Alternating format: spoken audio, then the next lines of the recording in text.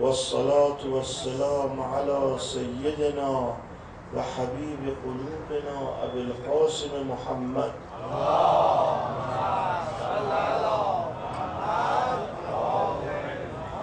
وعلى أهل بيته الطيبين الطاهرين واللعن الدائم على أعدائهم أجمعين. إن الذين آمنوا وعملوا الصالحات هم خیر البریه.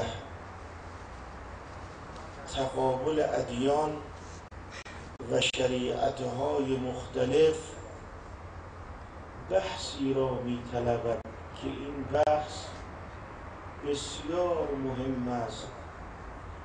گاهی وقتا شریعتها با هم تقابل می کنند، یعنی هر کدومشون میگن ما بر حقیم.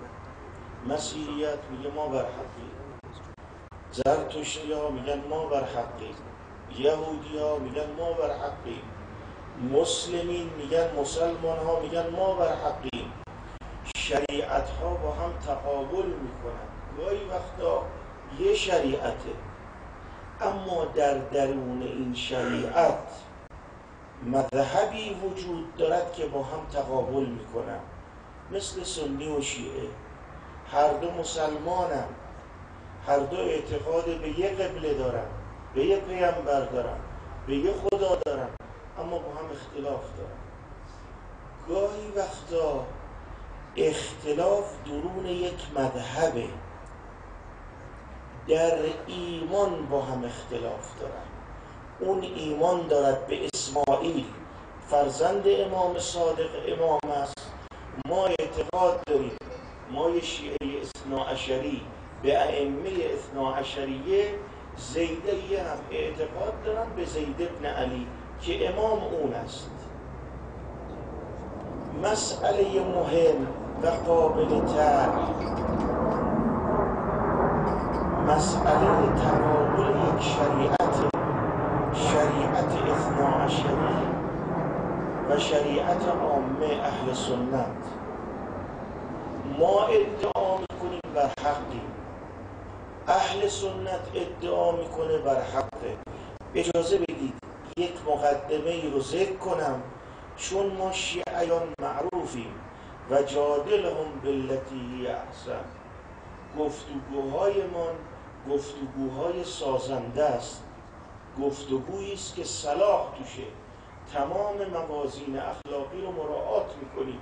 لذا میبینید ما نداریم کسی که شیعه باشه سنی شده باشه. بله، افرادی داریم به خاطر طمع دنیا از درون خودمون مطالبی رو گفته باشن که خلاف مسلمات تشیعه، یا نه شیعه نبوده، از عامه بوده، مدتی آمده در جلگه تشیع دیده به اهدافش نرسیده، برگشته به دین اجدادش. این وجود داره، اما کسی رو پیدا نمی کنید که شیعه اثناعشری باشد و دست بردارد از مذهب تشیع.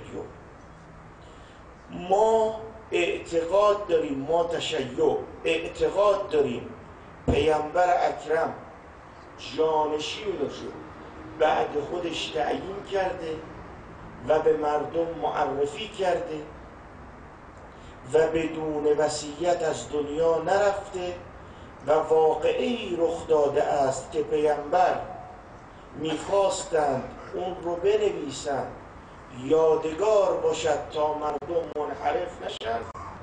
عده‌ای در اون مجلس از جمله خلیفه اول و دوم بودند که از پیامبر رو منع کردن از کتابت.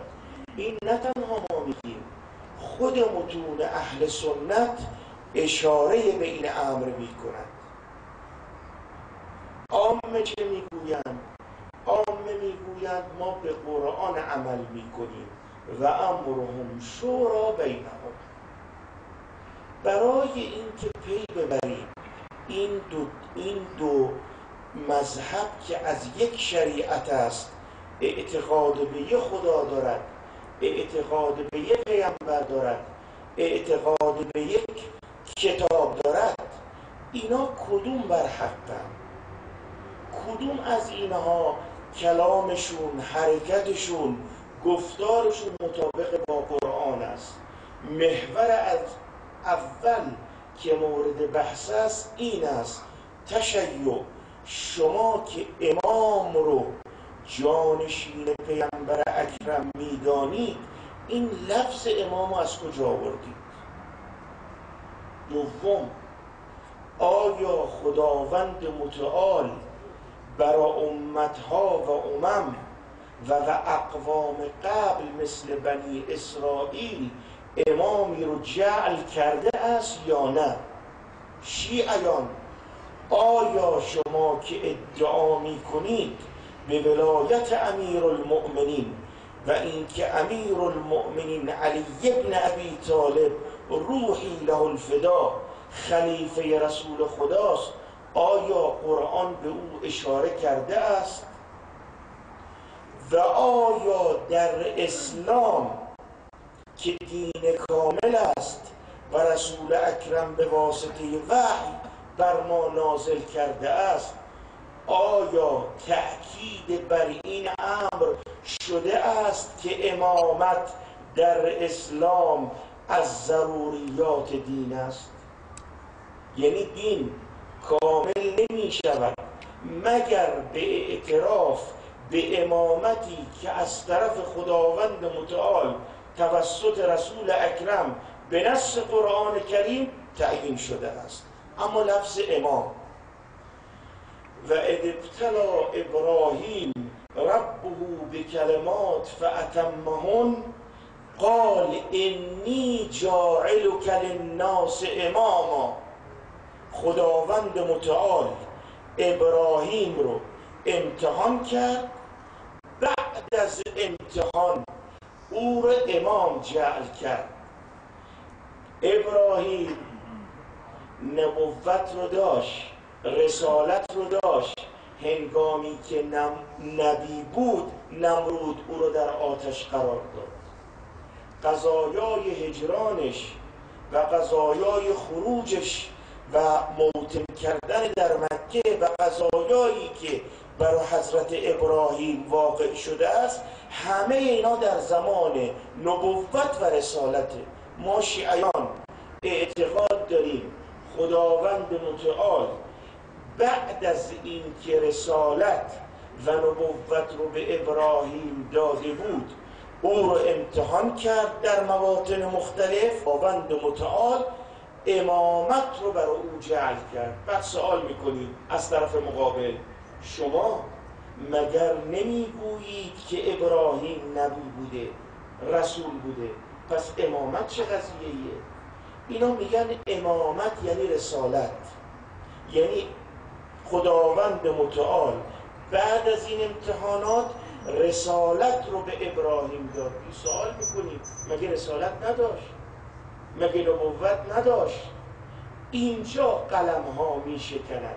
اولین امتیاز آن است که قرآن کریم به لفظ امامت اشاره کرده است و ابراهیم رو به عنوان امام معرفی کرده. محور دوم: آیا خداوند متعال برای امم و مذاهب، کسایی که در طول تاریخ بشریت زندگی می‌کردند و خداوند متعال نبی یا رسولی رو برای اونها قرار داده بود، آیا امام داشتن؟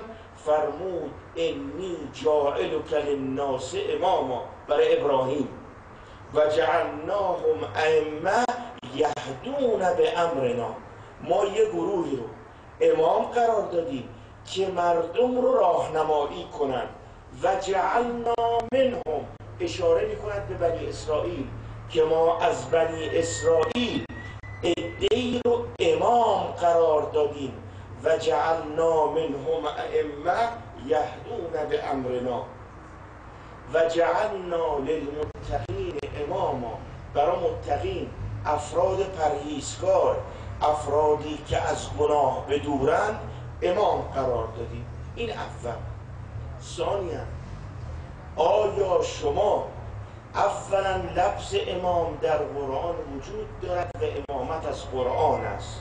ثانیاً خداوند متعال عده‌ای رو به عنوان امام برای هدایت بشریت جعل کرده.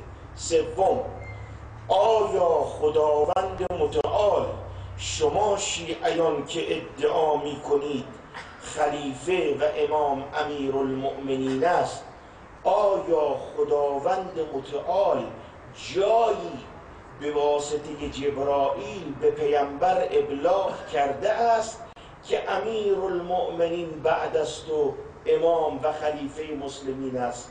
فرمود یا ایها الرسول بلغ. آیه در غدیر خم نازل شده. اینجا اختلاف است. عامه اهل سنت برای اینکه از جوابگویی این اشکال که الان مطرح می شود عاجزند، تفسیر آیه رو جور دیگه معنا کردن.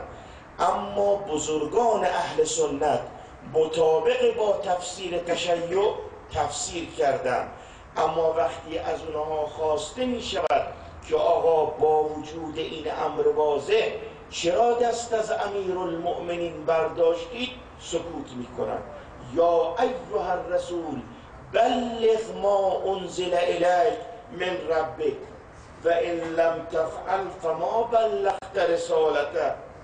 ای رسول خدا، اون چه که ما داریم برای تو ابلاغ میکنیم به مردم معرفی کن، ابلاغ کن، بیان کن. رسول خدا، تو رو قرار دادیم که دین اسلام رو به مردم برسانی. اگر این مطلب رو به مردم نرسانی دین کامل نیست. تو وظیفه خودت رو انجام نداده ای. چه کرد رسول الله؟ ما از خودمون نمیگوییم. من یادداشت کردم از بزرگان اهل سنت مثل فخر رازی در تفسیر کبیر میگه آیه در غدیر خم نازل شد، پیامبر اکرم دست امیرالمؤمنین رو گرفت به مردم معرفی کرد و اون جمله معروف رو خواند من کنت مولا فهذا علی مولا، اللهم وال من والا و عاد من عادا واخذل من خذله. ابن مردوی نقل میکنند آیه قرآن رو بشنوید. آیه قرآن رو ما این گونه محضر رسول خدا میخواندیم، بین مسلمان ها این گونه معروف بود. این آیه ابلاغ رو یا ایها الرسول بلغ ما انزل الیک من ربک ان علیا مولا المؤمنین و ان لم تفعل فما بلغت رسالته. میگه مدت مدیدی در زمان پیامبر اکرم ما این آیه رو این گونه میخواندیم، به مردم معرفی میکردیم، بیان میکردیم. پس محوری که آیا در قرآن کریم خداوند متعال از رسول اکرم به واسطه جبرائیل خواسته است که کسی رو به عنوان امام برای دین اسلام معرفی کند، آیه قرآن واضح است. خب آیا جایی تأکید شده است که بدون ولایت امیرالمؤمنین اسلام معنا ندارد؟ اکثر مورخین از اهل سنت و به اتفاق تمام مفسرین تشیع آیه قرآن، آیه اکمال الیوم اکملت لکم دینکم و اتممت علیکم نعمتی و رضیت لکم الاسلام دینا، بعد از این که امیرالمؤمنین علی ابن ابی طالب رو در غدیر خم معرفی کرد، آیه نازل شد ای رسول خدا، با این کاری که تو کردی، یعنی امیرالمؤمنین رو معرفی کردی، اسلام کامل شد. من اینو قبول دارم، این دینو، این اسلام رو. پس اگر کسانی ادعا می کنند که اسلام منهای ولایت معنا دارد، اصلا اسلام بی ولایت نازل نشده است. خداوند متعال اسلام رو به ولایت امیرالمؤمنین کامل کرده است. خب این نظر شیعه. عامه چه میگوین؟ طرف مقابل ما چی میگن؟ میگه ما این قرآن کریم قبول که دارید، اینم مفسرین شما قبول که دارید، شما بفرمایید این آقای اول و دوم رو از کجا آوردید؟ میگن و امرهم شورا بینهم. قرآن کریم میگه اگه خواستی کاری بکنید با هم مشورت کنید. سلمنا بگید ببینم اون خلیفه اول رو به واسطه این آیه قرآن شما انتخاب کردید؟ واقعا شورا گرفتید؟ خود خلیفه دوم واقعه سقیفه رو نقل میکنه. خوب گوش بدید. میگه ما در سقیفه بنی ساعده نشسته بودیم. اولین اشکال، شما اگه مسلمونید، شما اگه محب رسول خدایید، رسول خدا رو میخوان غسل بدن، میخوان تجهیز کنن، میخوان تشییع کنن. شما هم غسل رو رها کردید، هم عظمت رسول خدا رو رها کردید، هم تشییع رو رها کردید. این اولین ملاحظه است. و دارد خودشون ادعا میکنن که اولی و دومی در تجهیز رسول خدا و تشییعش نبودن. اینها در سقیفه آمدن، چه کردن؟ جمع شدن بنا بر نقل خلیفه دوم. خواهش میکنم مراجعه کنید به متون اهل سنت. میگه آقا عده‌ای از قبیله خزرج و عده‌ای از انصار، عده‌ای از مهاجرین، خلیفه اول، خلیفه دوم، ابو عبیده، عده‌ای در سقیفه بودن. اول انصار از فضائل خودشون گفتن ما پیامبر رو یاری کردیم، ما اولین کسایی بودیم که آمدیم دفاع کردیم. بعد مهاجرین بلند شدن از خود دفاع کردن. قبیله خزرج از خودشون میخواستن کسی رو قرار بدهند. سعد بن عباده رو در حالی که مریض بود و در بستر افتاده بود آورده بودن در سقیفه. در هر حال خلیفه اول گفت شما بیایید بیعت کنید با این دومی یا با این ابو عبیده. شلوغ که شد، خلیفه دوم دستش رو دراز کرد، زد به خلیفه اول، گفت من بیعت کردم. بعد ابو عبیده بیعت کرد، قضیه سقیفه تموم شد. با اختلاف به هم ریخت جلسه، خارج شدن. من از شما سوال میکنم و امرهم شورا بینهم مطابق بر این امره؟ آیا واقعا اتفاق بوده؟ شما شورا کردید و همه نظر دادن؟ اولا. ثانیا شما خلیفه دومتون رو چگونه انتخاب کردید؟ در مورد خلیفه دوم چه میگویید؟ خلیفه دوم رو که انتخاب کرد و امرهم شورا بینهم به متون اهل سنت مراجعه کنید. نقل میکنن حتی ابن تیمیه، اون کسی که الان عامه همهشون به اون ارجاع میدن، میگن خلیفه دوم رو خلیفه اول انتخاب کرد و لفظش هم اینه: لما استخلف ابوبکر عمر خلافته. وقتی که ابوبکر عمر رو به عنوان خلیفه انتخاب کرد. یا گفته اند ان ابابکر حین حضره الموت ارسل الی عمر یستخلفه. وقتی که نزدیک اجل خلیفه اول نزدیک شد، به دنبال خلیفه دوم فرستاد و او رو به عنوان خلیفه انتخاب کرد. تقابل اول افتخار تشیع این است که امام، لفظ امام، انتخاب امام، تعیین امام و اکمال دین مطابق با قرآن است، اما انتخاب خلیفه بنابر مذهب عامه از قرآن کریم نیست. دوم، محوری که مورد بحث قرار میگیرد: آیا امام شما شیعیان قرآن کریم اوصافی یا مطالبی رو که بتواند او رو به مردم تأکید کند، معرفی کند و حجت رو تمام کند، آیا قرآن کریم اشاره به این دارد؟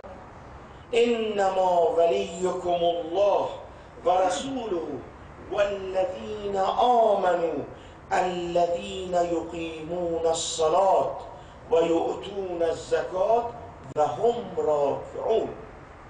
به اعتراف اکثر مفسرین اهل سنت، کسی که در حالتی رکوع انگشتر خود رو از دست خارج کرد و به مسکین داد، امیر المؤمنین علی ابن ابی طالب است.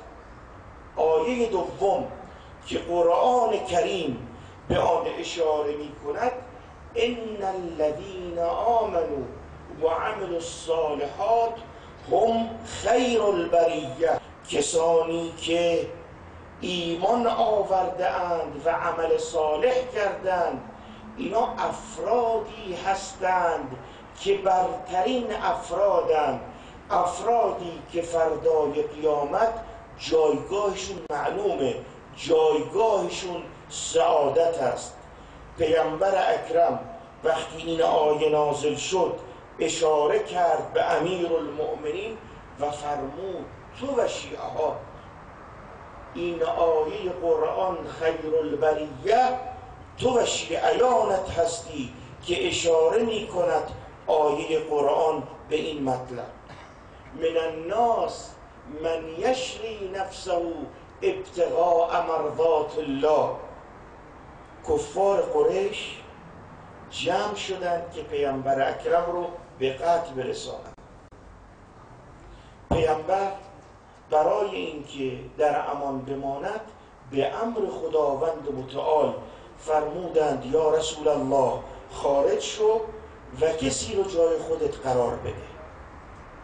امیرالمؤمنین جای پیامبر خوابید، به طوری که در روایت دارد خداوند متعال به وجود مقدس امیرالمؤمنین مباهات میکرد.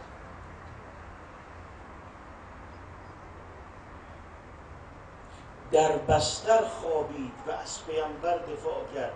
این آیه نازل شد. کسانی هستند که به خاطر خدا خودشون رو میفروشن، یعنی جانشون رو با خدا معامله میکنن، با خدا معامله میکنن که رسول الله و دین خدا زنده بمونه. یا ایها الذین آمنوا اطیعوا الله و اطیعوا الرسول و اولی الامر منکم. این اولی الامر مراد به اعتراف مفسرین اهل سنت امیرالمؤمنین روحی له الفداست. آیات متعدد در قرآن کریم اشاره به امیرالمؤمنین دارد. سوال: این امام ماست، مقام و منزلتش رو قرآن تعیین کرده، شما بفرمایید که قرآن در مورد خلیفه شما چه گفته، چه مطلبی رو بیان کرده؟ میگن آیه غار، ثانی اثنین اذ هما فی الغار اذ یقول لصاحبه لا تحزن ان الله معنا.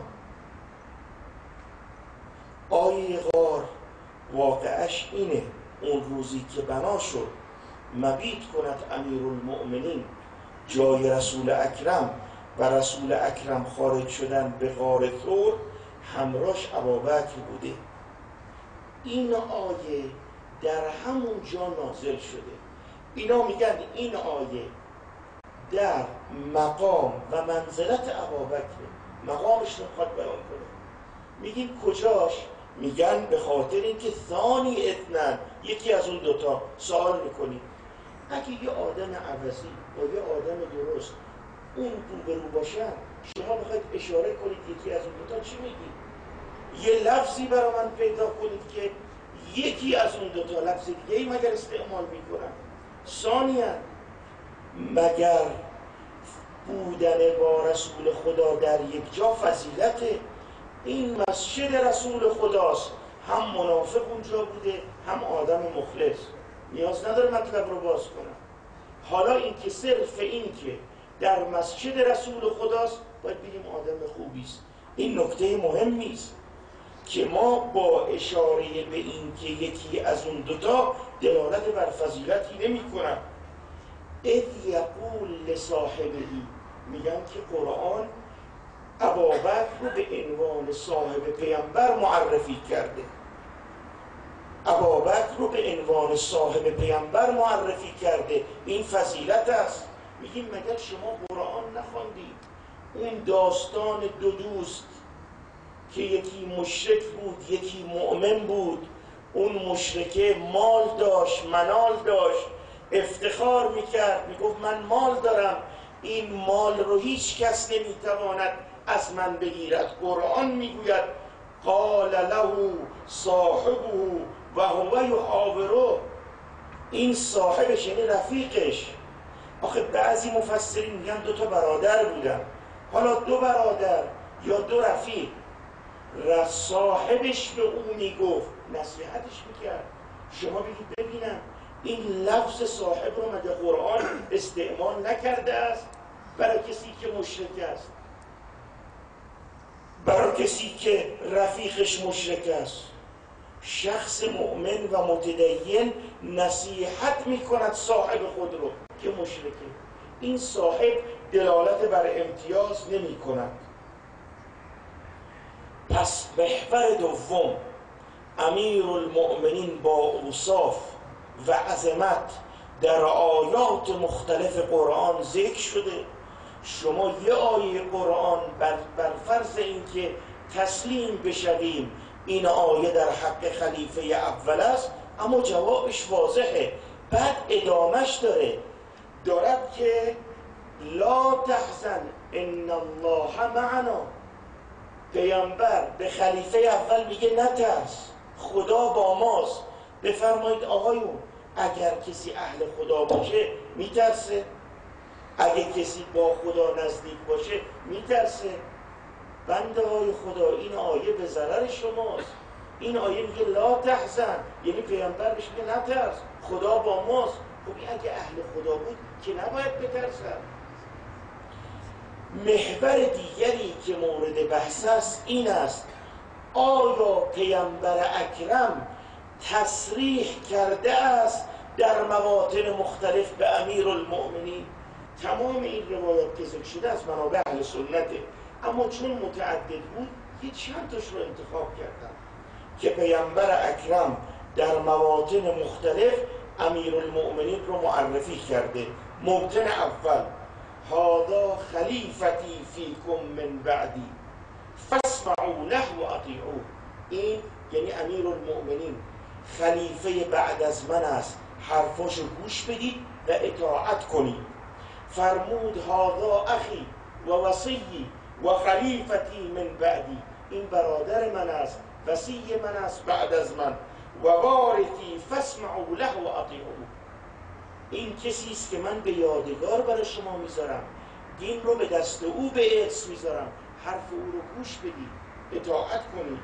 انت اخی، اشاره کرد به امیر المؤمنین، فرمود انت اخی و وصی و خلیفتی من بعدی و قاضی دینی.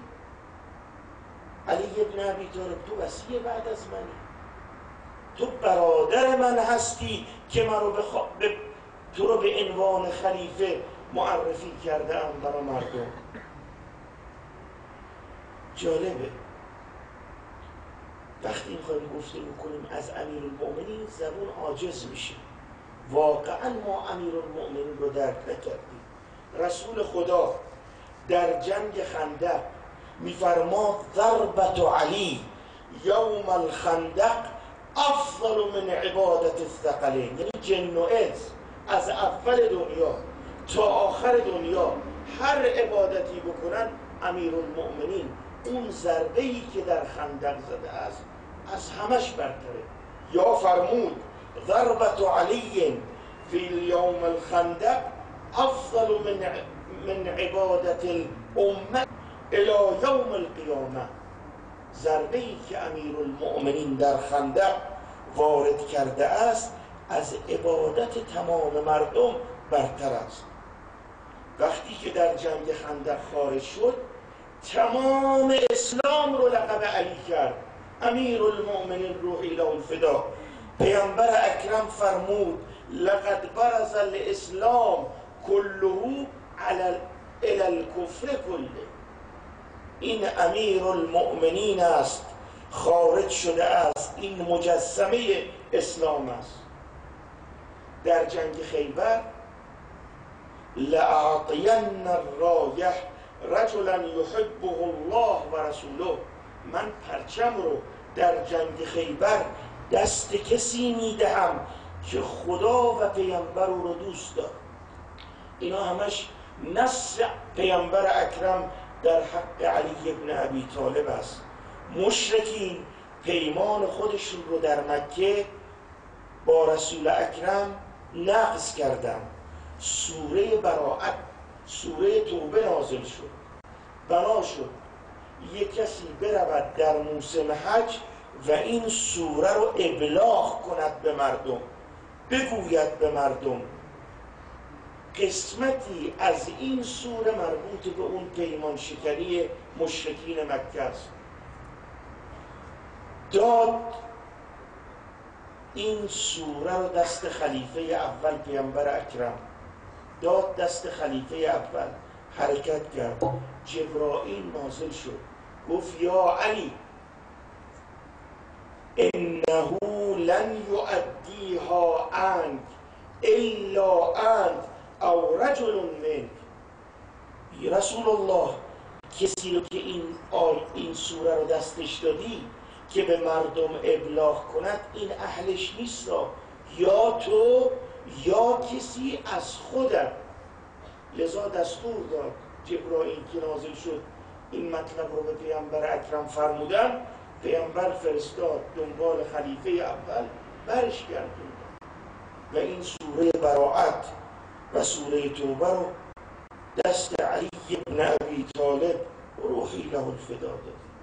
این امام ماست و این الفاظی است که پیامبر اکرم در حق او گفته. شما چی دارید؟ برید جلو. چند تا کار خلیفتون انجام داده که خودتون منصف باشید. اولا به خانه وحی هجوم برده، خانه حضرت زهرا هجوم برده. کدوم خانه؟ خانه ای که خدا دوست داره در اون خدا در اون خونه یادش کنن. فی بیوت اذن الله ان ترفع و یذکر فیها اسمه. خدا اراده کرده یه جایی اسمش رو ذکر کنن. سوال کرد خلیفه اول، چون این آیه در خانه فاطمه زهرا روحی له الفدا نازل شد، سوال کرد آیا این خانه‌ای که ما هستیم از مصادیق این آیه است؟ فرمود پیامبر من افاضلها، از موارد برتر مصداق آیه قرآن خانه فاطمه است. آیون منابع شما که اعتراف کرده به خانه وحی کی هجوم برده؟ دوم، یک لفظی دارد که در مواطن مختلف خلیفه اول او ذکر کرده، وددت انی لم اکشف بیت فاطمه، ای کاش من خانه فاطمه رو هجوم نمی بردم، در خانه رو باز نمی کردم، زهرا رو بین در و دیوار قرار نمی دادم. این اعتراف از منابع اهل سنت. آقایون من امروز از خودمون چیزی نگفتم، همه این مواردی رو که خدمتتون عرض کردم از منابع اهل سنت است که اشاره میکنن به این مردم، به این مطلب. خلیفه شما زمان خود حیات پیامبر از کلام پیامبر تخلف کرده. کجا؟ خود اهل سنت میگن پیامبر وقتی عده‌ای رو فرستاد تیسیر جیش اسامه پسری بود، به خاطر احترام به پدر زید سرلشکر قرارش داد، فرمودن برید از مدینه حفاظت کنید، اولی و دومی شما هم برید. بعد پیامبر علی ابن ابی طالب رو فرستادن چون حالشون خوب نبود نماز بخونن. بلال خبر داد به پیامبر که خلیفه اول تو محرابه. بعد فرمودن پیامبر با همون مرض و ناراحتی پیامبر رو آوردن مسجد. خطاب به خلیفه اول و دوم فرمودن مگر نگفتم همراه با اسامه بروید؟ لعن الله من تخلف عن جیش اسامه. خدا لعن کرده. اون امیرالمؤمنین است، این هم کسایی است که تخلف کردن از جیش. سوال دیگه، آقایون به منابع اهل سنت حدیث غدیر مراجعه کنید. همین آقایون اولی و دومی، وقتی که پیامبر اکرم دست امیرالمؤمنین رو گرفت به مردم معرفی کرد، همین دو نفر بخن بخن لک یا علی اصبحت مولای و مولا کل مؤمن و مؤمنه. تبریک به تو میگوییم که پیامبر تو رو به عنوان مولا قرار داد. آقا این تقابل بین دو مذهب است. این گفتارهایی است که گفتار سالم است که من اگر مذهب تشیع رو انتخاب کردم، رو اصول انتخاب کردم، رو مبانی قرآن انتخاب کردم، رو مبانی سنت انتخاب کردم، چون رسول الله فرمود انی تارکن فیکم الثقلین. آقایون امیرالمؤمنین برز الاسلام میگه همین آقایون در 3 جنگ فرار کردن. در جنگ احد 10 مورد از منابع اهل سنت رو من امروز داشتم میدیدم، میگه کار که مشکل شد این 2 نفر جنگ رو رها کردن. در جنگ حنین داره کار که مشکل شد فقط امیرالمؤمنین عباس، ابو سفیان ابن حارث و عبدالله ابن مسعود موندن، همه فرار کردن. منابع رو نگاه میکردم دیدم منابع تقریبا حدود 9 منبع این واقعه را آورده است. در مورد جنگ خیبر 11 منبع اهل سنت ذکر میکند که خلیفه اول و دوم جنگ رو رها کردن. تو رو به خدا اگر در یک شریعت تقابل ادیان این گونه باشه، آدم عاقل دنبال چی میره؟ دنبال چی میره که عاقبت به خیر بشود تا بتواند خود رو نجات ده؟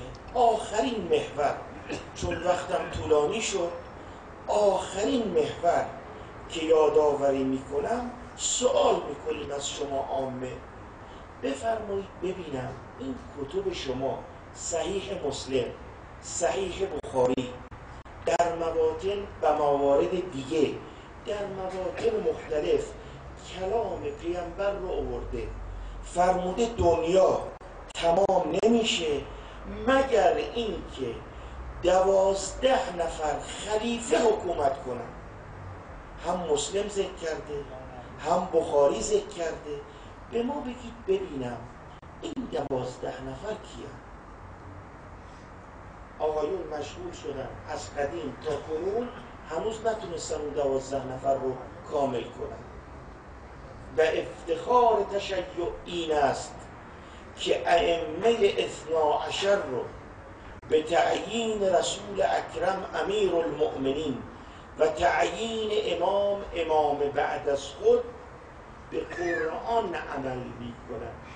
ما قرآن تنها رو قبول نداریم، چون پیامبر فرمود 2 تا سقله، قرآن و اهل بیت، سنت رسول خدا، کلام اهل بیت، کلام ائمه. ولی اگه شما به ما فشار بیارید، ما تو محاوره و بحث اگر چه به قرآن تمسک کنیم در ادله‌مون کم نمیاریم، ادله ما محکمه. پس تقابل 2 مذهب در یک شریعت، عامه و تشیع 12، وجود مذهب تشیع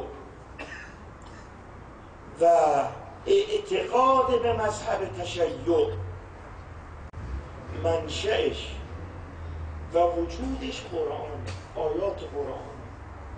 ما از قرآن کریم میتوانیم حقانیت مذهب خودمون رو به اثبات برسانیم. شب میخوام توسل کنم به ابوالفضل العباس، اون مردی که هرچی داشت در راه خدا داد. نمیدونم شنیدید یا نه، تمام جریان واقعی تفیه کلام نگفته ابوالفضل. هرچی و امام حسین میگفت دست رو سینه میگذاشت، میگفت چشم برادرم، چشم، من مطیع تو هستم. هر جا امام حسین طلبی رو میکرد سراسیمه اطاعت میکرد. صدای العطش بچه ها امان ابوالفضل العباس رو برید. یا ابتا قد قتلنی العطش، بابا جان تشنگی مرا از پا در آورده است. آمد کنار سید الشهدا، گفت برادرم مگر صدای سکینه رو نمیشنوی؟ مگر صدای رقیه رو نمیشنوی؟ صدای ناله بچه ها رو نمیشنوی؟ فرمود برادرم تو علمدار منی، تو رئیس لشکر منی، اگر تو بروی چه کسی باقی میماند؟ میخواهی بروی برو، رجز میخواه. حرکت میکرد، به شریعه فرات وارد شد، دست خود رو در آب زد. یا نفس من بعد الحسین هونی و بعده لا كنت ان تكونی. هذا حسین شاوارد المنونی و تشربین وارد المعینی. اصحاب مقاتل میگن دستش رو تو اون آب گوارا آورد بالا تا بنوشد. میگم انصاف به خرج ندادی. ابوالفضل آب رو بالا آورد تا خونکی آب رو احساس کنه، آب زلال رو ببینه، بعد بگه برادر چون تو تشنه هستی من این از این آب نمی نوشم. کربلا کعبه عشق است و من اندر حرام.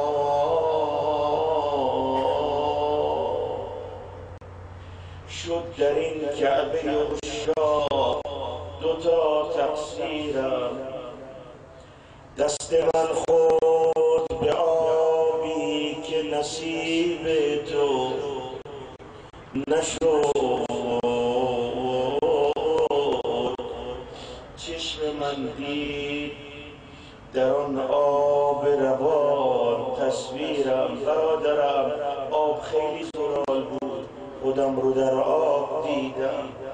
باید این دیده و این دست کنم قربانی برادرم، چون دست من به آب خورده، چون چشای من آب رو دیده، هم دست رو باید بدهم هم چشم رو باید تا قبول گردد حج من و تقصیرم. رجز میخواد، خوشحال بود، آب را به خیام میرساند. صدای العطش بچه ها امانش رو بریده بود. ناگهان نانجیبی پشت درختی کمین کرد، دست راست ابوالفضل رو قطع کرد. والله ان قطعتم یمینی انی احامی ابدا عن دینی و عن امام الصادق الیقینی نجل النبی الطاهر الامینی. مش رو به دست چپ گرفت، امید دارد آب رو برساند به بچه ها، اما طولی نکشید. نانجیب دیگری از پشت درخت دست چپ رو قطع کرد. یا نفس لا تخشى من الكفار وابشری برحمت الجبار مع النبي السيد المختار. قد قطعوا ببغيهم يساري. اما امید دارد، مش رو به دندان گرفت، حرکت کرد. امام زمان امید هیچ کس ناامید نشود.